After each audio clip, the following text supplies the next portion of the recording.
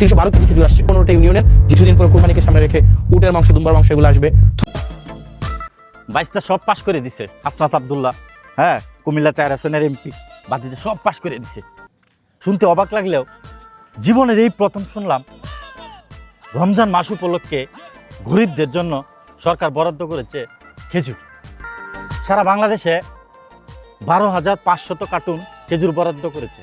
আমার নেত্রকোনা জেলায় 226টি খেজুরের বক্স বরাদ্দ হয়েছে এবং আমার এই নেত্রকোনা জেলায় 10টি থানায় যদি ভাগ করা হয় তাহলে আমার সদর থানায় আপনার 22টারও অধিক আপনার খেজুরের বক্স বরাদ্দ করা হয়েছে।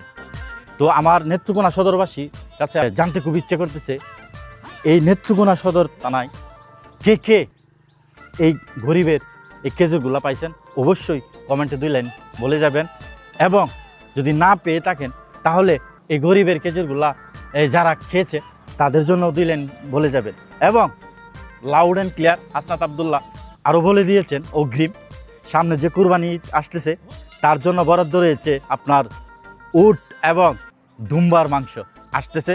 তো সেই অপেক্ষায় রইলাম, দেখা যাক গরিবেরা পায় কিনা।